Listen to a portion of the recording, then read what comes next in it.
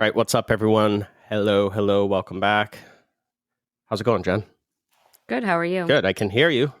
Yeah, some sound difficulties in the beginning, but here we are. Here we are. Sometimes stuff happens. Anyways, Mhm. we are on part 3 of my Salon Industry Predictions for next year. So I'm excited to talk about this stuff today. We're talking about culture and branding, and then we're talking about leadership and mentorship. Nice. Yeah, it should be a good time. I think this is where people will be able to make some big changes in their businesses because everything starts with your leadership, and everything hmm that you do trickles down to impact and develop your culture. Agreed. So without those things, you can have, what did we talk about? We talked about education. We talked about client expectations. We talked about AI and technology. You can have all those fancy things, but if you don't have a solid culture of people that believe in what you have going on, and you don't have strong leadership, none of that really matters.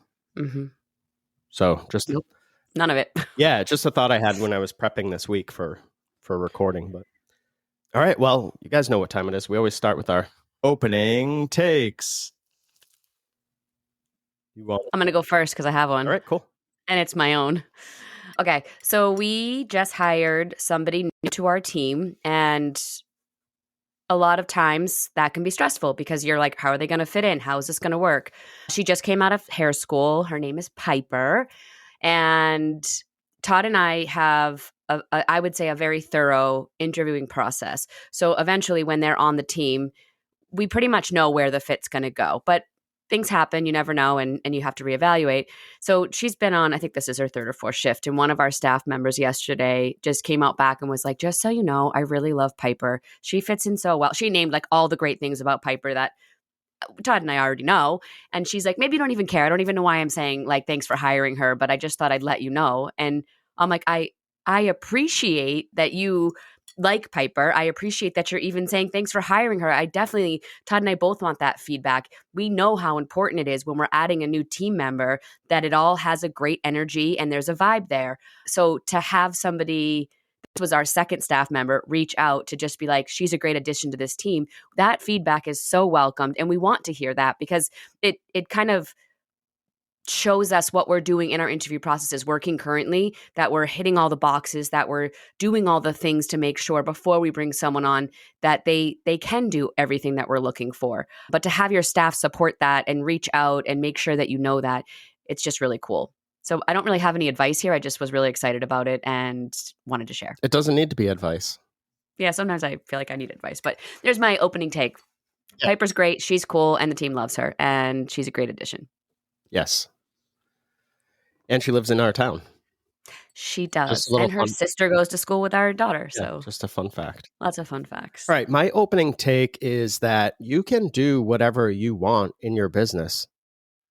So last week, some people were talking about KPIs and retail came up and things like that. I said, you don't have to use those old dated KPIs that were, retail sales was probably a KPI, if I had to guess, that was developed by one of the big conglomerate beauty brand companies and then pushed through their sort of salon business coaching arm. Mm-hmm. I'd agree. Just if I had to guess. Mm-hmm. So basically, the person was saying that they have their entire staff that hits every single mark to get a promotion except the retail mark. So these people aren't getting promotions because of retail sales. Now, I know that's how you used to do it, and I know that's what large companies want you to do, but you're holding your business back for a few dollars of retail. And I think that's wild. So I started talking about modernizing KPIs, and I have for the last, a while, 6 months maybe, I've been working on modernizing KPIs. One of them, I'll share one of them, and I think we'll talk about this next episode, Jen. Okay. One of them is to measure the growth of the people in your business. If you own a business, you understand, hopefully, that you need people to grow. Mm-hmm. You need your team in order to grow. You need people around you. And in order for you to continue that process, you have to grow those people. But nobody's talking about that. Nobody wants to measure that because I don't think people really know how to do it. So I've created a KPI that I've already shared. It's out there on Facebook and it's out on the internet, but we'll talk about it and break it down. I came up with a way to measure the happiness of the owner. Do you even want to freaking be here? That's an important one. Nobody's talking about that outside of all the ego talk, right? I know my worth and all that stuff. That's not measurable. That's just a word you're saying because someone said it online. I came up with a way to measure your cultural stability. Are people leaving? Do you have floodgates? Are people staying? What does that relationship look like? How long on average are people staying? How long were the last 5 people that left your business for any reason? How long were they at your business? I've created all these KPIs, and you can come up with whatever KPIs you want to measure what's important for you, not what's important for because some big company said that this is what's important and this is the only way you can make money. Of course they're going to say that. They're pushing retail. Right, that's the only way they make money. And I don't have, if you buy it. And I don't have a problem with that. I just think if you're holding your business back because you're following some dated KPI, you're missing a huge opportunity. We don't focus on retail at Hello. We have retail. We sell retail. We have it a little bit in person. We've curated, and then we have a bunch of stuff that you can purchase online, almost anything, because that's how people shop these days. So I'm not going to hold people back or my own business back because I'm under this impression that I have to use this retail sales KPI. It's just silly to me. So stop doing that. Do you? All right, let's dive into this. We're just going to skip through, I guess. Jen, I'll talk and you can jump in. Sounds good. That's what we did the last. What I can offer, if anything. The last couple episodes, that's what we've done. So, and I'll try to be quick with these. I have 7 for culture and branding. So, talking about systems and measuring things, my prediction number 1 is that culture is going to become more of a system and not a personality trait. The strongest salons are going to be the ones that they have a team that moves together towards like a shared mission instead of like this mishmash, or instead of like just coexisting under one roof. So what does that look like? It's going to look like collaboration without ego. It's going to look like people problem solving and sharing that information. And it's going to look like people that are committed to a consistent client experience.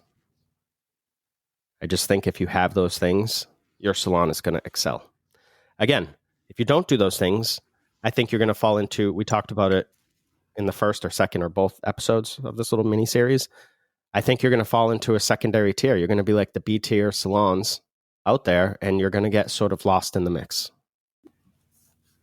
I would absolutely agree. All right, we'll move on then. If you have something, just jump in. I guess sure will. We'll do it that way. Sometimes I just like to listen to you talk. This is a good one. Oh, boy. All right. Prediction number 2. We're going to see weak cultures that are going to collapse under their own weight. So that's just more salons closing. We don't want this at all, but it is reality. I feel like I look around and there's either a salon for sale or a salon closing every other week. Yeah, or more. So if you don't have a common mission, it becomes sort of what we talked about a second ago, every person for themselves, right? And what do you get when you have that stuff? That's where you get gossip. That's where you get clicks.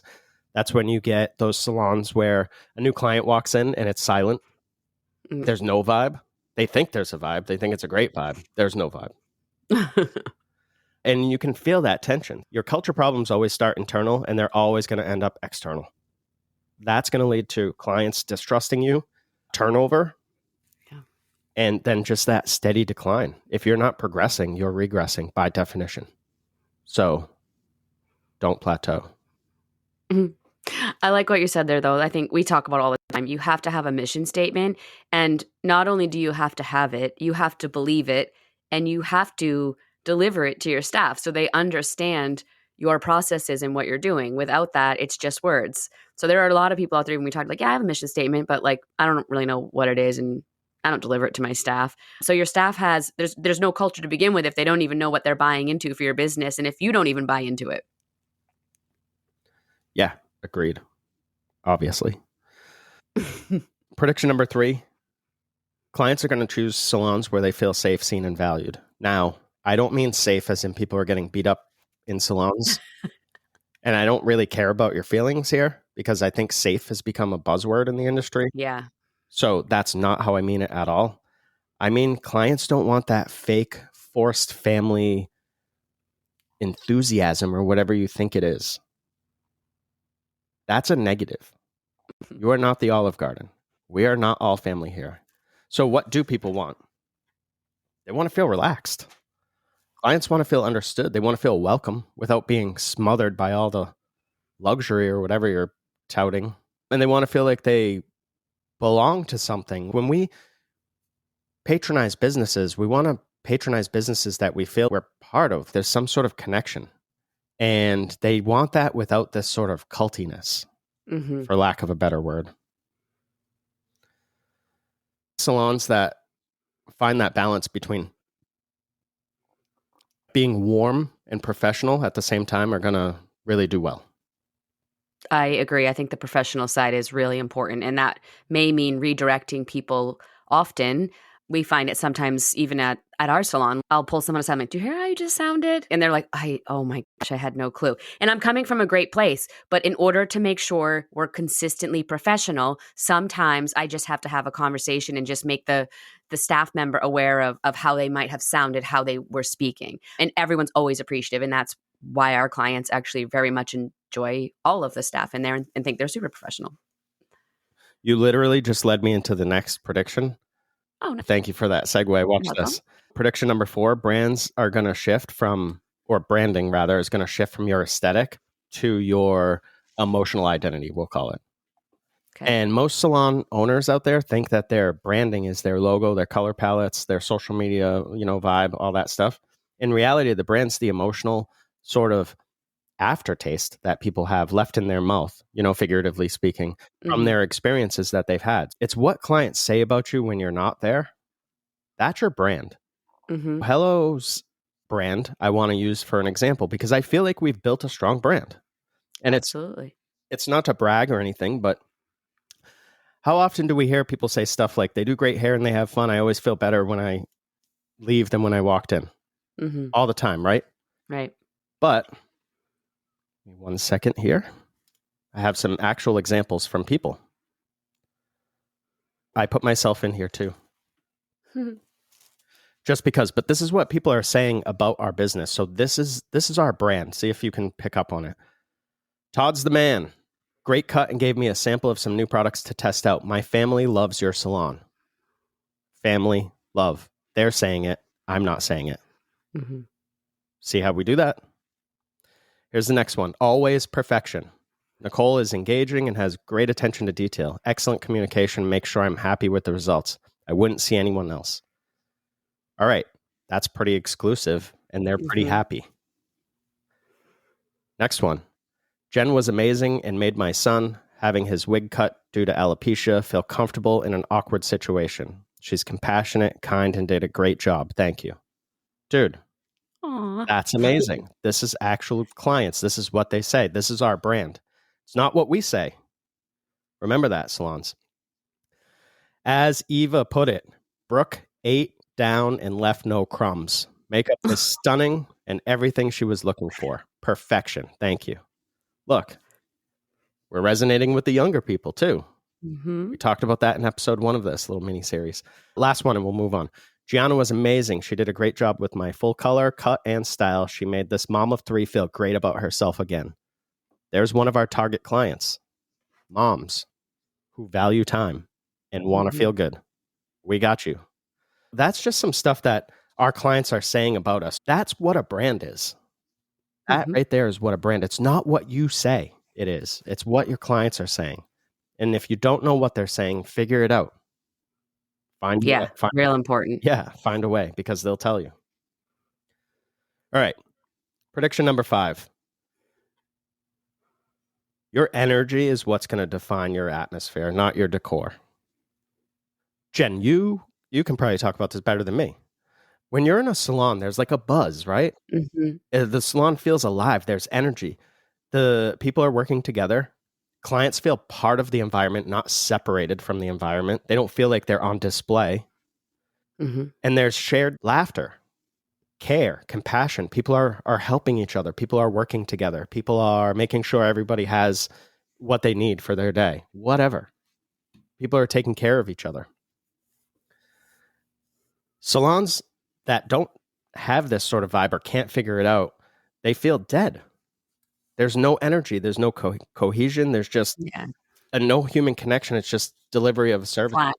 Yeah, it's just I'm delivering this service. And we've been in places that are like this. And that's the problem because everybody can deliver the service. So you're not special. Yes. Everyone thinks their skill set is what separates them. It's not. I just told you. I just read you notes. Yeah. I know you get it, people. Just kidding.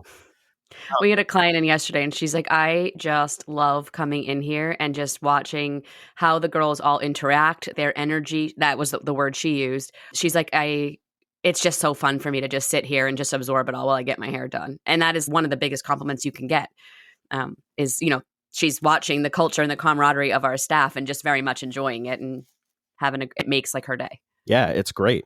The last thing I had on that was your interior design can't compensate for that emotional flatness. Right. I think a lot of people still think that though. Like, oh, I'll make the salon super pretty. If it doesn't have the energy, it doesn't have the energy.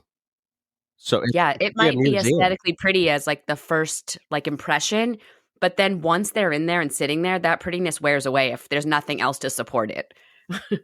Right. And a lot of those places are probably the ones that are like, I'm luxury. I offer this. I. Right. You got to make it about your team. You've got to make it about your client. The client. It's a service industry. That's really what a lot of this stuff boils down to, is that I think that the service industry that is the hair industry is going to need to swing back to recognizing itself as a service industry. Right. The ones that are continually serving the client with really high expectations and delivering consistently are the ones that are going to move forward. Right. Not necessarily the ones with, big followings on Instagram just because they went viral. We're going to talk about that too.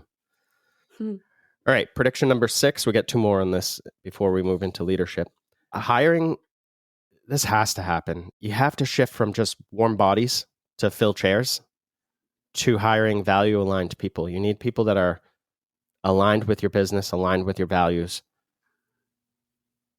No longer it's going to be okay for people to just be like, I just need to hire anybody. That's going to hurt your business. As clients expect more from salons heading into the future, that stuff's it's going to be more noticeable that this person doesn't really fit. They're just sort of there. And what happens too, if you are just hiring to hire, like you said, clients will notice, and then they're not trusting your process of hiring, whether they realize it or not. That they're not going to see somebody new because they're like, you don't really have any reason to be hiring these people. I talked to my opening take about Piper. The clients in there yesterday are like, wow, I can't wait to see her on the floor. Maybe I can get a blow dry with her. They know what it takes to be part of this team. And then they see her being taught by the team. So they're excited to almost help Piper grow. It's amazing when you actually put the effort in. The salons that are going to thrive are going to be the ones that are able to build teams slowly and intentionally, reject people that just don't fit with their values, and prioritize that shared sort of identity that we talked about over just the skill alone. You're really looking for identity match as you build your team. Which means you need to know that mission again so that you know what you're building. Yeah, we talked about that in episode 1. We talk about that in every episode we've ever recorded, probably. Yeah. We mentioned foundations somewhere. All right, last one here before we jump into leadership. Your brand loyalty is going to be built through your client. Salons that know their ideal clients and build their businesses for those people, you're going to have higher retention, higher referrals, better client relationships in general, and overall more enjoyable workdays because you're going to have more people that you are able to vibe with in your business. Right. And the salons that don't figure this out, salons that are trying to be for everyone, are going to be forgettable to everyone. Those are the salons that you see online that are like, my clients take advantage. My clients text my phone at all hours. My clients do this. It's on you. It's your fault. You allowed that behavior to slip in. Why is that behavior there? Because these clients aren't the ones that align with you, obviously.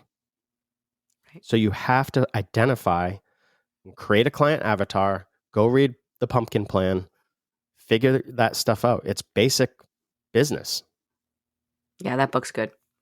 Yeah, great book. Super fun, easy read. Yeah. I wish my phone would stop ringing. It's been ringing constantly. Once again, just figure out who you are and figure out who you're looking for. You'll have a much better time.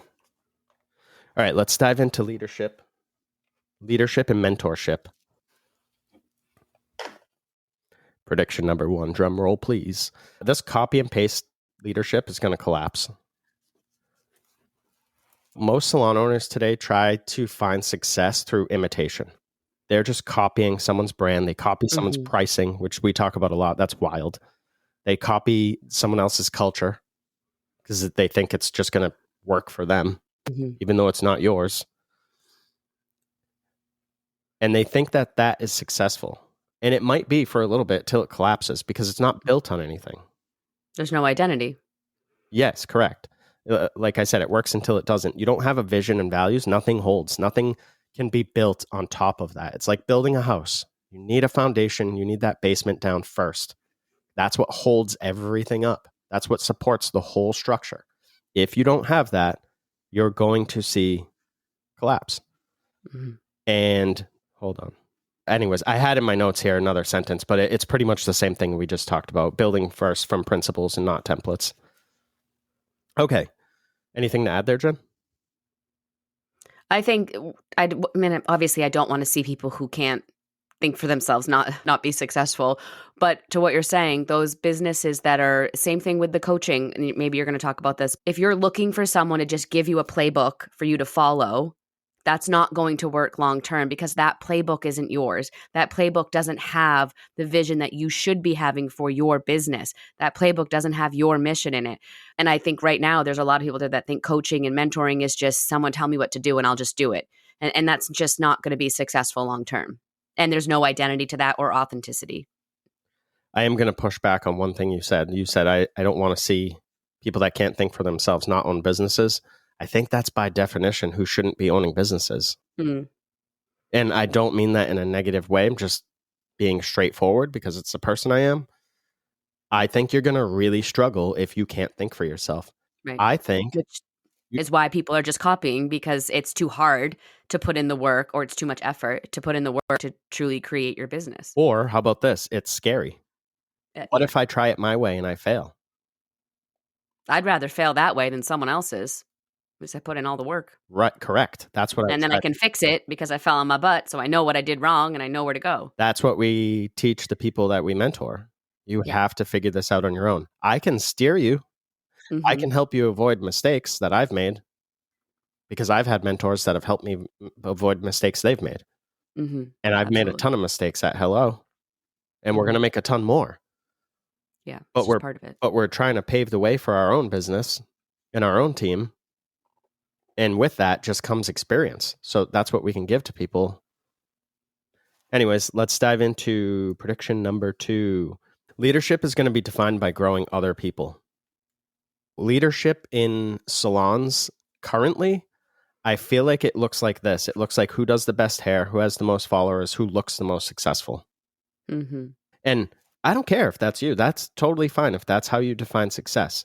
I don't think that's leadership, though, and that's why there's such a heavy churn in the industry. Because people, I've seen this, people have left Hello to go work for other salons where the owner seems so cool, and then that salon closes 3 months later. Because it's a facade. It's a facade. It's fake. Right. It's not a real business. That's not leadership. Leadership is going to be growing people. It's going to be creating opportunity for, yes, yourself, but for other people too. That's the point of jam. Yeah. It's going to be seeing potential for people before it's even visible to themselves. It's going to be developing others without the fear of them surpassing you. Do you really want to be the best hairstylist in your business? If you are, that means pretty much all of the money that comes into your business is tied to you. You don't have a business. What if you get hurt? God forbid. I don't want that to happen to anybody. But what if you get hurt? You're just out because you don't want other people to be as good as you or better. I want every single person in our salon to charge $972 for a haircut, all the clients to be happy, and us to just support them. Yeah. Agreed. I think that's hard for people because they think it's the same person out there that thinks they need to know all the answers to all the questions, which you don't. You just need to know what resources to reach out to find the answers. You shouldn't know all the answers ever, but a great leader knows that. A great leader has a team around them. The great leader knows where they can go to get the answers and that they don't need to have them all. And a great leader is always open to learning more and growing. It kind of goes back to the KPI thing I was talking about earlier, where you have this KPI of retail or whatever, it could be anything, and you hold people back. Like you're choosing to hold your team back for some external reason. You think it like would look bad maybe or something? Like, oh, I let them have a promotion when they didn't sell enough retail. I'm a bad owner or I'm a weak owner. Says who? I don't think so. Yeah, right away there, you're the owner. You're in charge. You, Why are you listening to someone else? I just went, you might find that they start selling more retail with a price increase because they're more excited. How many times do we do a price increase and the energy just goes insane through? Oh, yeah, for sure. I think, or you just take a look at your business and realize the staff you have, maybe retail's not their first thing, but their services are obviously killing it if they're hitting those numbers. So you just pivot and you innovate and you have a new look for that year. I don't know. That's how I look at it. I agree. Prediction number 3. Owners are going to need to shift from, we just talked about this, being the technician to being the architect, we'll call it. Owners who still try to be the busiest stylist, you're always going to stunt your business's growth by doing that. You have higher value tasks that you can be completing, that you could be focusing on, that only the business owner can do, which is building the systems, hiring and developing talent. I know a bunch of people just thought, I don't have time to train people. That's because you're trying to be the busiest stylist. Yeah. Your vision and your decision making. And you have to make time. Yeah, you have to make time. Yeah. Vision and decision making, that can only come from you. Setting and maintaining standards, that can only come from you. Your marketing and your storytelling, that can only really come from you. Yes, you can hire people to help you in these roles, but fundamentally, it's still coming from you. We have somebody that does our website, our SEO, our Google ads, all that stuff. But he knows what we're trying to build with Hello. He understands our brand. He understands what's important to us. He understands the clients we're looking for and that we want to serve. And so he's able to take that role. But without me and you, Jen, giving him that information, how would he know? Right. So it'd be a waste of your money. Yes. If the owner doesn't step out from behind the chair, the business isn't going to grow beyond the owner. Now, we're in a different situation because there are 2 of us. You are the busiest stylist at the salon, but you don't have to be there 7 days a week taking all the clients. No. And we've learned what teammates or what team members we can delegate things to that have learned under me. So we've created kind of this layer that's almost to me to kind of just let them know what needs to be done. And now they're helping support me. And it's great. And then, we're always all working together. But it does allow me to still be behind the chair, which I love doing hair. I actually don't want to be the busiest. I look forward to the day where people are busier than me and we help them to work on that. But it did take a lot of time, effort, energy in the beginning to create that layer of team members that could help us for this next kind of chapter that we're going into of growing in a different way. Prediction number 4, mentorship is going to become the engine of career progress.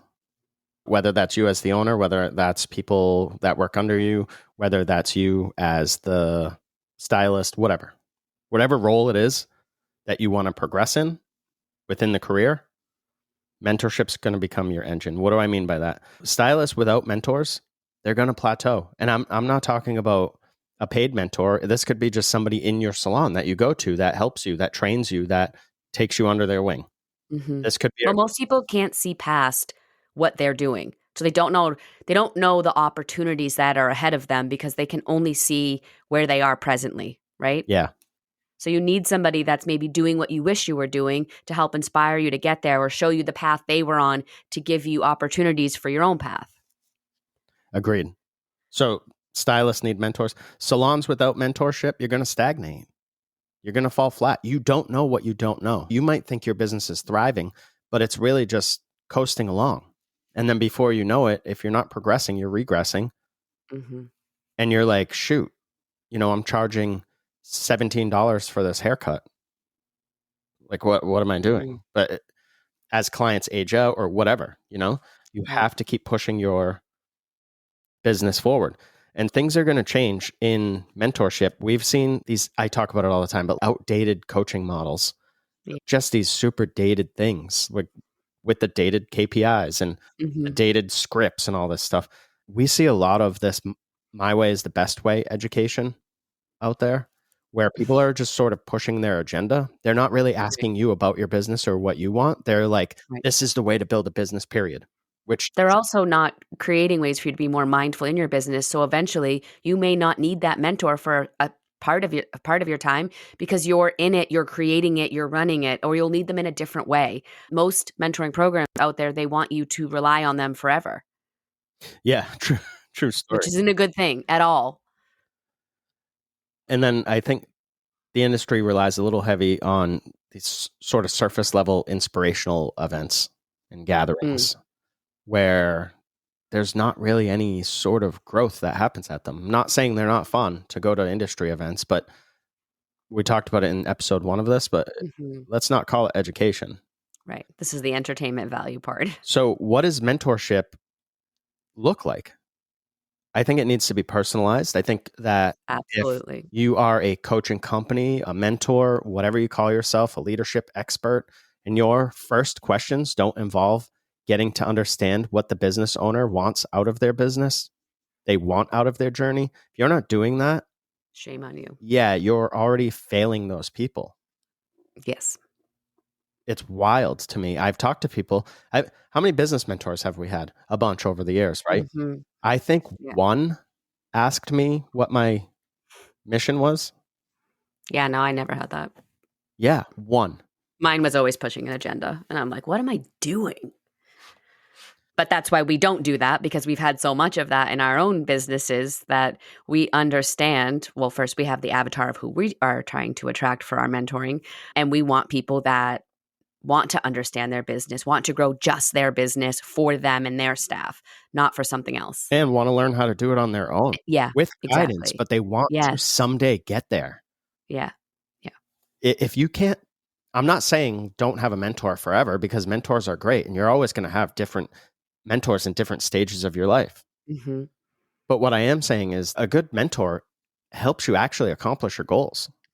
Gets you thinking. Yeah, definitely. Mentorship in the future is going to be collaborative. Again, that just goes back to, what are you looking to get out of this and how can I help you get there? Those are the easiest questions right there. You can get so much just from that. Mm-hmm. You're welcome, industry gurus. And then we're going to start to see outside of the industry itself. And I hope so. I've seen a few people mention this recently, so I have like a little bit of hope, but everybody thinks that the people that surround them have to be hairdressers. Look, I don't need my mentor to be able to formulate. I don't even do color, just an example. Right. I need my mentor to understand business, how to run a business, understand leadership. These aren't skills that you would learn in Cosmo school, right? Barbering Nor school. should you. Right. No, not at all. So why do you think that your mentor has to necessarily be a hairstylist at all?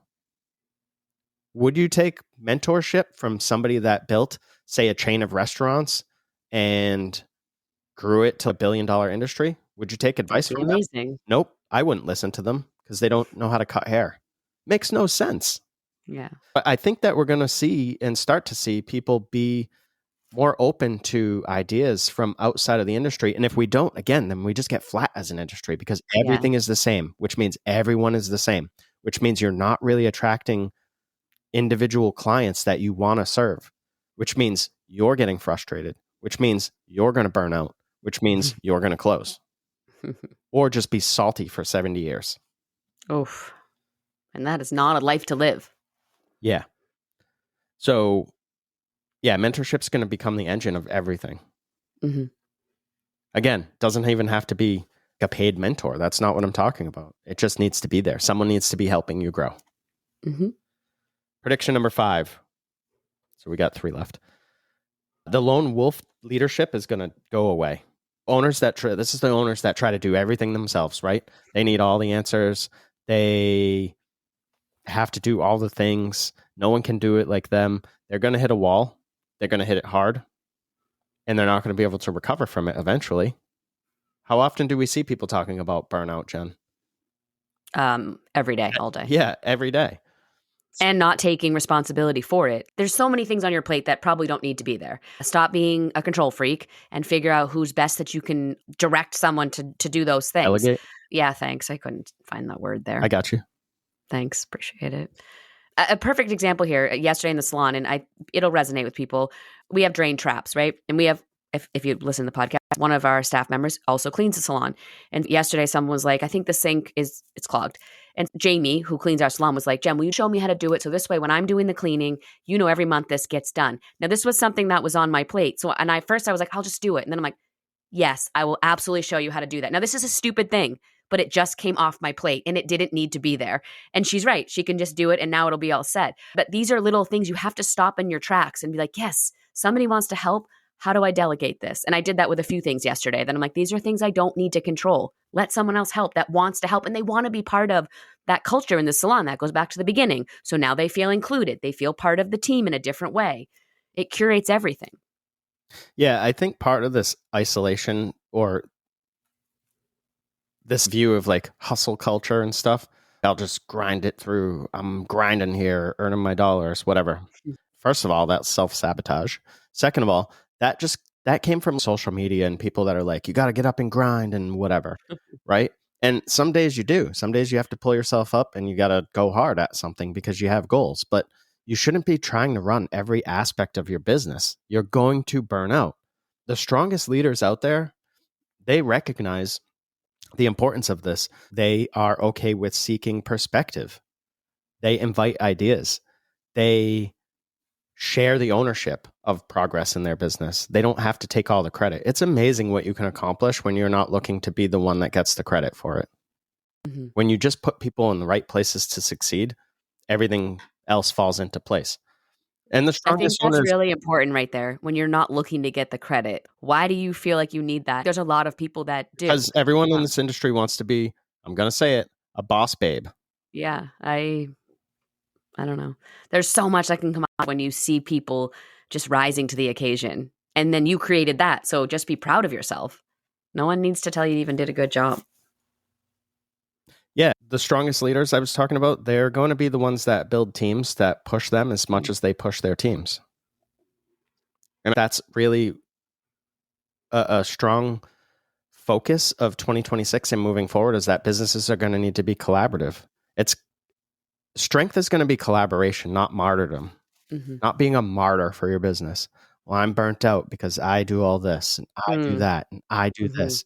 Well, that sounds like a you problem. Right. That you need to fix. All right, let's slide into the next one. Prediction number 6. Legacy is going to overtake ego. The future of salon leaders are going to measure their success not by appearances, not by follower accounts, not by some made-up industry recognition, some fake award that you paid for. That's not going to be the measure of success moving forward. I think people can see through that stuff. A lot of those awards and stuff that you see out there, you pay for that. You pay money and you get it. Even your local stuff. Mm-hmm. I talked to a newspaper once and they were like, oh, you can win this award if you pay us. If you advertise with us for however many years or whatever, if I commit to it, you'll win this award. And I was like, that's not really an award. I'm paying you for it. Right. But people will see that. And again, that's it. I'm not trying to make people feel bad, but that is just your ego. Mm-hmm. Jen, your last salon won a bunch of awards. Mm-hmm. They didn't even spell the town correctly. Yes, on the correct. They sent. Yes, or all of it. It doesn't matter. And honestly, we had to obviously pay for that too, but I don't even know if a lot of that, they were looking to find information, right? So you're going to get this award, but we need all of this information about your salon but what you're doing is you're fueling what they're looking for. It really was nothing to do with us. It was just so stupid. Yeah, they just wanted our data. You can pay for it and we'll give you this award and it looks cool. Won't even spell your town right. But really, it was the data that they wanted. And you had to give them that in order to even enter into this contest. Yeah, it was, But now you're a top 200 salon. How many clients did you get from that? How many clients walked in and said, I don't know. We closed, so none. how many clients came in and said, are you a top 200 salon? Yeah, I saw your Londonderry ad for this. What's they called Londonderry. it? Londonderry. Dying. What are people going to actually use to measure success? They're gonna look at the humans that they're able to develop, the growth that they can provide for their teams. They're going to look at the opportunities that they create. They're going to look at the careers that hopefully their businesses help launch. Look, people don't have to stay with you forever. It's okay if they go off and do their own thing. Absolutely. You should expect it at some point. You should find reward in that. You should love the fact that you helped launch that person's career and look at them now. You should feel a sense of pride. You should want to do it again. That should become addictive to you. Yeah, don't be afraid. We see it all the time. What if I train them and they leave? Like, I don't know what to tell you. Also, if you train them and you make their work environment so amazing, they won't even think about leaving. They'll think it's amazing. And they know that it's better than what's out there. Come shadow Hello for one day, anybody, and you'll be like, oh, this is how this is done. Everything Todd's saying is what we do in Hello, and it's amazing. Yeah, and so I had one more, but the lives that they change. So that's how you're going to measure your success in your business. It's the people. It's not the numbers. It's not hitting this arbitrary top line number of $1 million. How do you get your salon to $1 million? That's ego. How do you build a meaningful career for somebody? That's legacy. And you can have everything that you desire if you help other people get everything they desire. I forget who said that, but someone famous said it. Yeah, it's a good one. All right, last one here. This is just a brutal truth, and it's going to be impossible for people to ignore if you want your business to thrive, if you want to be the A tier of salon businesses and not the B tier. Everything is your responsibility. Your culture, your retention, your client experience, your marketing, your success, your failure, all your fault, all your responsibility. Every single thing falls on you. I can't tell you how many times people are like, well, my staff did this, or the clients don't get it, or the clients won't buy retail from me. It's everybody else's fault. The truth is, entrepreneurship, when you sign up for this, it promises you an opportunity, not an outcome. You have to work for it. You have to put in the effort. If you're not willing to, you're not going to be rewarded just because you wrote Boss Babe on your Instagram. It just doesn't work that way. If you're out there blaming the economy, you're out there blaming things like this generation or the industry, what you're doing is you're admitting that you're not leading people. You're not a leader. The job of the owner in any business is to solve problems. If you avoid that, your business isn't going to grow, period. Again, sorry to be harsh and tell the brutal truth that every single thing is your fault as the owner, but that's what you signed up for. Jen, that wraps up my 2026 predictions. I think that businesses are going to change. I think what clients want are going to change. I think technology is going to change, obviously. That's a big one. I think the way that we interact with our clients is going to change. All the stuff we talked about, the way that you lead your team is going to change. And people have to get on board if you want to be that A tier salon, or else you're going to be B tier. And then before you know it, you're going to get left behind. I hope this just gives people perspective too, right? That maybe they didn't think like, oh, I've never thought of doing things differently. Because back to your KPIs, a lot of times people are just stuck and doing the same exact thing over and over again, and they don't know why it's not working. So I hope any of this information from all 3 episodes just is like, okay, I need to change some stuff. And maybe you start to reevaluate what makes sense for your business to bring in 2026 to make changes. And maybe you make a list for the next 5 years of all the things you're going to start stepping up and those mini jumps you're going to do so that you're practicing in present time and operating your business in present time. Agreed. I mean, we do these podcasts and give out our entire blueprint. We give everything out for free. We do some mentoring, right? And I feel like we really make a difference helping people because we're doing these sort of modern things. You want a business that is for you, that's what we're going to help you build. Mm-hmm. We do this podcast and we put out all this content to help people because it's what we believe, one, but it's what we're actually doing. There's a lot of people that don't even own businesses at all, Mm-hmm. but they're business coaches. How is that even a thing? Right. You've never owned a business. I saw something the other day. Somebody was like, they worked the front desk of a salon and now they're a business guru. And I was like, okay, hey, good for you. You're building your business. Your business is to tell other people their business, I guess. Mm-hmm. Everything that we do, it's not theory. It's stuff that we've actually done. And we'll share the bad with you too. Yes, because that's real life.